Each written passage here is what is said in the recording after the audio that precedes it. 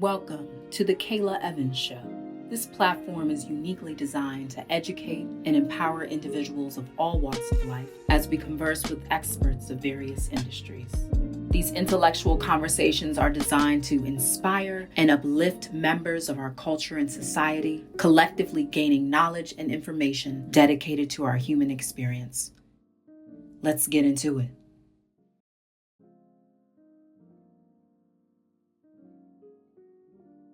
But you're saying from a long-term investment perspective, if I'm concerned about retirement, like a lot of us are, even though regardless of age, if you're in the workforce, that's something that all of us should be considering. Absolutely. It's what our money's going to look like. So we can invest our 401k.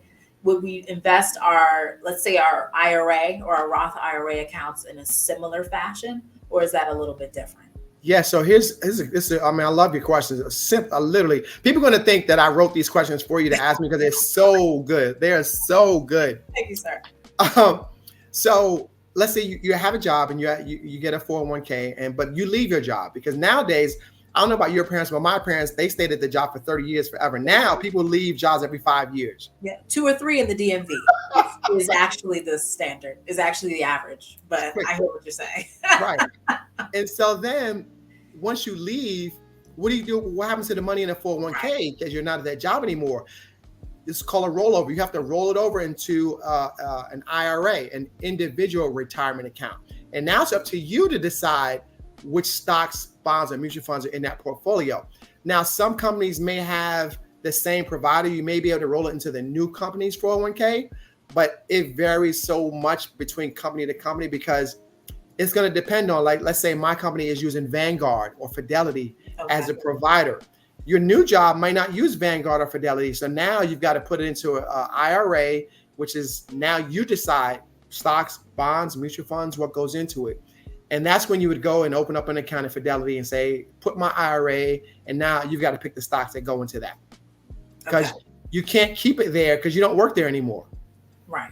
So it's up to me to go retrieve my money and then to move it into the other account, whether that be a Roth IRA or what have you, and then make my selections as to where the money should be placed. Absolutely. Absolutely. And do not make, when you take the money out, please make sure it goes directly. It's called a direct rollover, meaning you didn't touch the money. It went from the 401k person directly to Fidelity or directly to Schwab, directly to E-Trade, wherever you decided to open up the IRA. Because if you get the money, it's going to look like it's a taxable event. So you don't want to say take out $20,000 or $50,000 or $100,000 and it came to you and then looks like it's a taxable event. So hopefully you want to do a direct rollover. Okay, so that's to avoid the taxes. To avoid the taxes, because anytime you take money from a retirement account and you're not 59 and a half years old, then it's a taxable event. So don't risk it. Don't risk it. Make it a direct rollover. I feel like the taxes associated with the investments, that's a whole different episode. It's a whole different. And I'm not a tax accountant, but that is it. Right. That everybody knows that anytime you take money out before 59 and a half, and I don't know why they decided on 59 and a half, but that's the rule.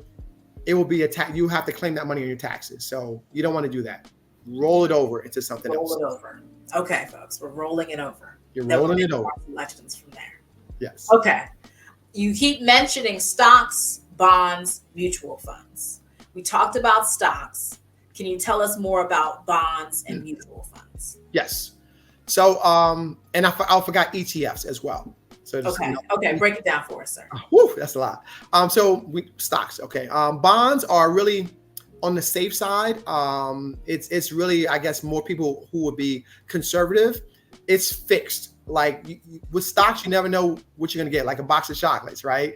But bonds are pretty predictable and steady and safe. So people who are either older or conservative tend to invest in bonds, but it doesn't mean a young person can't invest in bonds. But, and they're kind of boring. And so no one really asks questions about bonds because they are so predictable that nobody really cares about bonds. They come in increments of $1,000.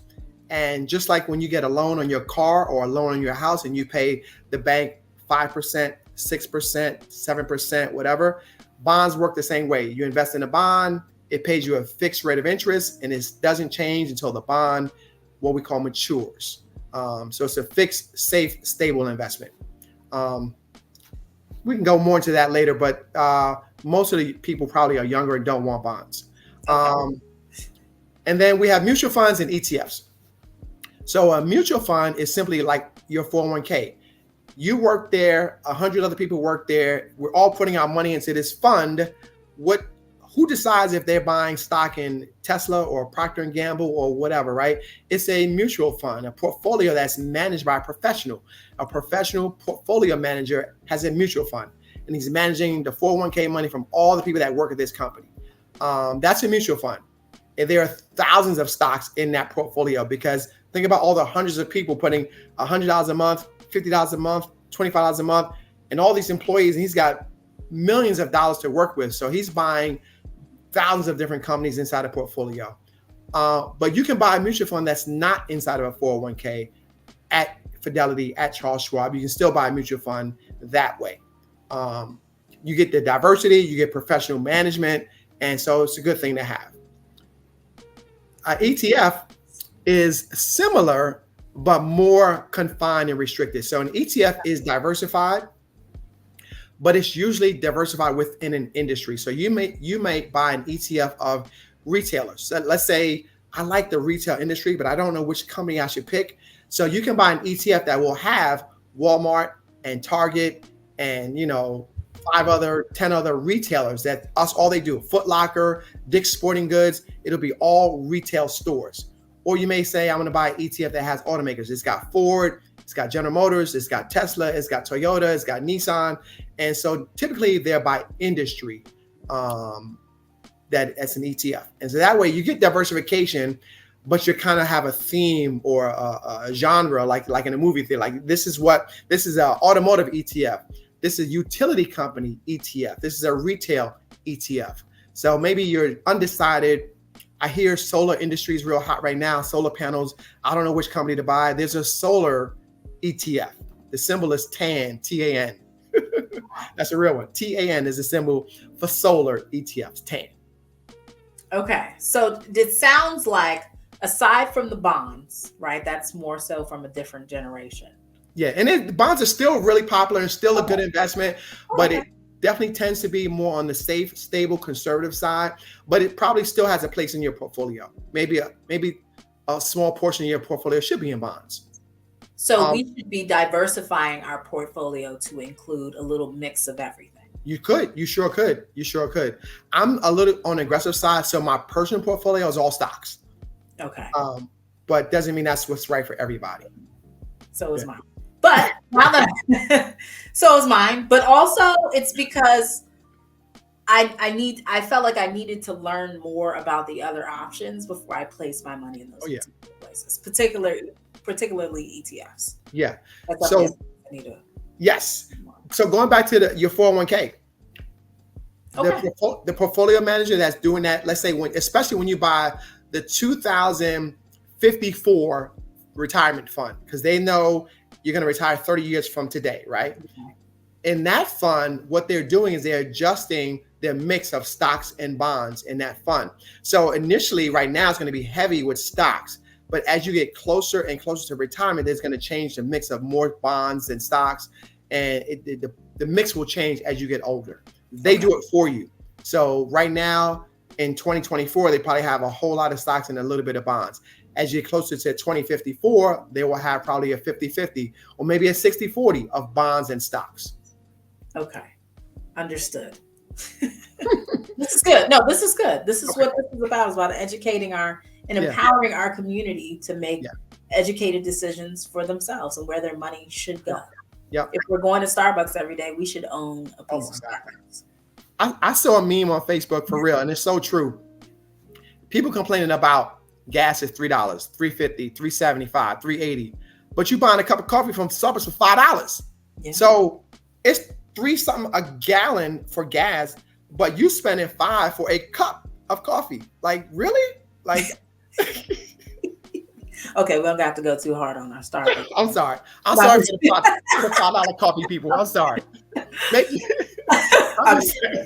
I want to talk more about your services, Coach Mike. What does your consulting services look like? Yes. What can you provide to our viewers? Yes. So I like to say I'm like the personal trainer for finance instead of for fitness. So you may have hired a personal trainer to get you in shape. I do the same thing for your portfolio. I help get people off the bench and in the game. So if you're not sure where to get started, the first category is I help beginners, educate them, bring them up to speed, get them off the bench, get them in the game, and let them, put their toe in the water and help them open up the account, maybe help them make their first purchase and things like that. And then they can, work with me on an ongoing basis, whether that's weekly or monthly or quarterly. So like, okay, I did this, now what, right? The second group of people that I help would be people that already invested, but they need someone to talk to, even though they know what they're doing. It's like, okay, I've got 3 stocks in my portfolio. I'm thinking about adding a 4th, but I'm not sure if I should sell this one or should I just buy a new one? And like, they want to bounce some sounding board. Like, hey, does this sound like a good idea to you? And what I do is it's going to be their decision, but they can bounce the idea off of me. So I like to say that we all know this quote, right? If you give a man a fish, he'll eat today, right? But if you show him how to fish, he can eat for a lifetime. So I'm not going to give you the fish and tell you, yes, buy that stock. That's your call. But I will help you work through the pros and cons of, is this a good addition to my portfolio? Should I keep those? Should I sell those? But we can talk about it. But like the personal trainer, you're doing the push-ups, right? I'm going to show you, but you are doing the push-ups. The third thing I would say is I do group workshops. So if you need me to come to your company and talk to your employees, or come to your family reunion and educate your family about stocks, because sadly enough, our people don't want to have that discussion about money, but it's a much needed discussion. So I can come and talk to your family reunion or just a group of family. Instead of getting together for Super Bowl Sunday, how about on that Saturday, we talk some money first before y'all spend money gambling on the event. Let's get together on Saturday and talk about investing. All right. So let's do it. I love that. That's what our community needs. As a community, we come together and we talk money together. Long term. If you can talk fantasy, if you can do fantasy football, then you can invest in the stock market. Because I see brothers that be like, oh, this receiver got this many receiving yards. They know all the stats for every receiver and quarterback and what defense. And you are making analytical decisions, and you could do the same side of your brain to pick stocks. Like, it's all about looking at some information and data and then making an educated decision. We don't know that exactly. None of us know the future, but you can make an educated guess about which one I should buy, what player is going to start today, right? So if you can do fantasy football, then you can do stocks. And if you can gamble on sports, DraftKings and FanDuel, why not? Those are both publicly traded stocks. You could buy stock in FanDuel because you know what, right? The house always wins. So instead of gambling on the game, buy some stock in DraftKings or FanDuel. Just saying. That's fantastic advice, Coach Mike, and we appreciate it. And we appreciate you holding us accountable. Okay. So how do folks get connected with you? So I think you may have my link for my YouTube channel right now. That's the best way, is to follow me on YouTube, and you'll see tons of videos. I think I have 20, can't say tons, maybe 25 videos, but they cover a variety of topics that you can get educated about. The second way is to give me a call, 443-629-6780. Give me a call and schedule an appointment. And what I always encourage people to do is the first appointment is going to be free. We're just going to talk because you want to know, am I qualified to help you? And I want to know, are you the right type of customer for me? Because every customer is not my right customer. If you're looking for somebody to do it for you, I'm not your guy. I'm looking for people that want to do it themselves. So I might not be the right coach for you. So give me a call. Let's talk. No strings attached. Let's just talk. So that's the best way. And as you can see, Coach Mike is very easy to talk to. He has a wealth of information, and he's ready to give it to you. So he's a fantastic resource for folks here in the community who want to learn. Thank you. And we'll put all of the information as well, so folks can just click and go and take it from there. Yes, and I'll send you a link that you can add later, because I forgot to mention that the videos you see on YouTube are really a collection of the monthly workshops I do. So every single month on the first Tuesday at 7 p.m., I do a free workshop. It's open to everybody. Registration is required, but this workshop is free. And then I have a topic. It's on the first Tuesday, like I said, at 7. And then I later re-record, because people don't want their faces and names recorded. So I will separately record that video and upload it to YouTube. So that's a great way. You can watch the video, but the discussion that we have at 7 p.m. is really where the good stuff is, because you get to hear the dialogue and the back and forth between everyone. So you can watch the video and learn some things, but if you tune into the workshop, you'll get a wealth of information from not just me, from other investors, where they ask questions the way you're asking questions. Well, why did you buy stock in Nike? Why did you sell Under Armour stock? Why did you it's a really great place. So the workshops are awesome. And Coach Mike also has a newsletter that comes out on Fridays. Is that correct? Every Friday. Yes. Right. So many ways to stay connected with you. So much information to glean from multiple different angles. Send me your email. I'm working on building a digital course, because some people don't want to deal with Coach Mike, and that's cool. But I'm working on building a self-paced digital course. We've all taken these online courses where you can go at your own pace and save the lesson and go back and stuff like that. So I'm working on building one now. Kayla, maybe you can help me, because I know you're tech savvy. So maybe you can help me build a course. Yeah. Absolutely. Let's get it done. Let's do it, sir. Let's do it. Now, let's talk about the recent crash that happened not even 2 weeks ago. Yes. Can you tell us what that all we're in election season. There's a lot happening right now. So can you break that down for us, sir? Yeah, it's a lot happening. I did a video on that, so it's so funny you asked that question, because I knew people would have questions about that. So it was actually on a Monday, but there were previous drops in the market as well. The market dropped on a Thursday, on a Friday, and then it dropped 1,000 points. The Dow was down 1,000 points on that Monday, so it got everyone's attention, and it was a lot of I don't say discrepancy about what caused it, but people say it was the yen carry trade. And that's a whole nother topic. That's people borrow the Japanese yen and they buy things in dollars, and because interest rates lower, and it's a lot of currency fluctuations. But in order to cover that, they got to sell stuff. It's really complicated. But regardless, the market dropped 1,000 points. And I'm not so worried about, maybe you should be worried about why it dropped, right? Because sometimes it is a sign of something bad. But it did drop 1,000 points, and I took that chance to go in and buy more stocks of other things. So you probably have heard people say buy the dip, and that's what they mean. You should buy the dip. But sometimes, right, you are wrong, and it continues to go down. So it's always a tough call. On my video, and I'll give you some insight to the video, right? But the market sometimes is driven, as we said, about supply and demand. If everybody wants to buy it, supply and demand. But a lot of times, the market is also driven by emotions. It's very emotional. And the two biggest emotions, there are lots of different emotions, but the two biggest emotions are fear and greed. Ooh. And when one of those dominate, that's what happens. When it's greed, everybody wants to get in. They don't ask questions. They just get in. They buy because it's hot and it's going up. They just buy because of greed. And when they're fearful, they just sell. They don't ask no questions, just sell it. I'm out. And that's how it dropped 1,000 points, because of fear and greed. And they're on opposite ends of the spectrum. But in between, there's a whole lot of other emotions about why people buy and sell stocks. Aside from, we call in the market, we call that sentiment. That's sentiment of the market. But I am a fundamental investor, and that's looking at the books of the company. Is the revenue growing? Are they dominant in the industry? Are they profitable? Those are the fundamentals.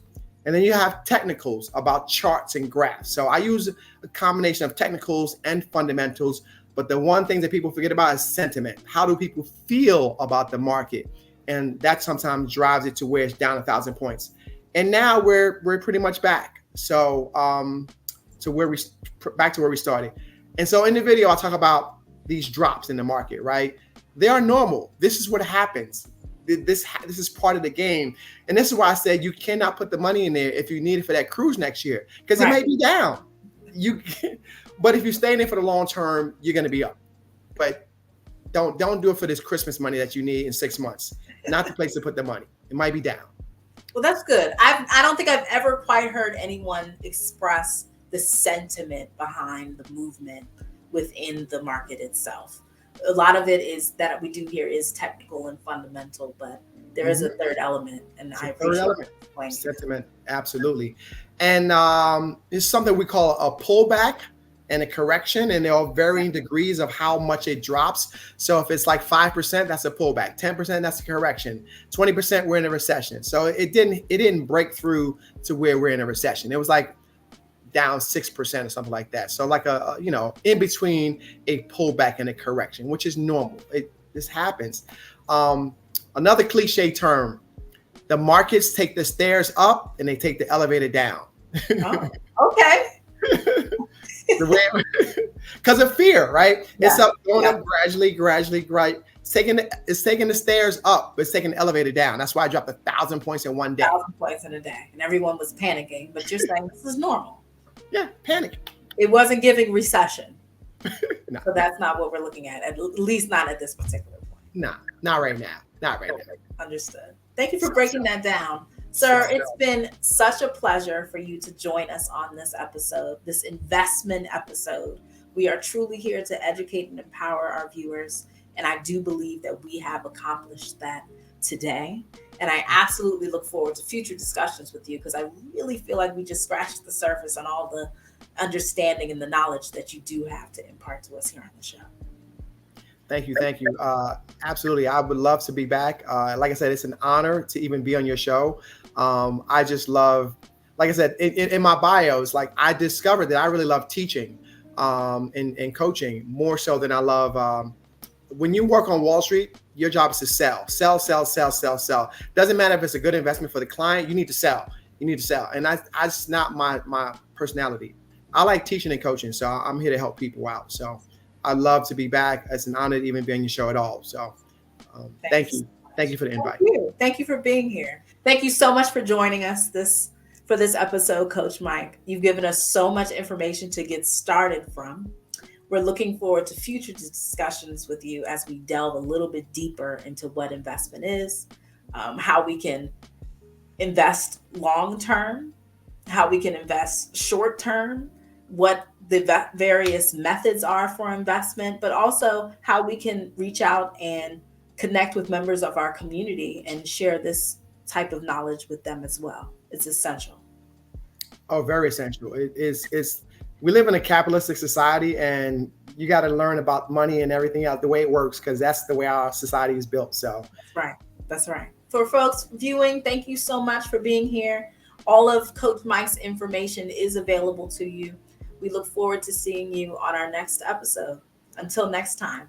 Thank you so much for joining me for another extraordinary conversation today on The Kayla Evans Show. I invite you to stay engaged with me on YouTube, Instagram, and Facebook. Please follow me at The Kayla Evans Show on all social media and podcast platforms. More love, more life, more blessings. Until we meet again.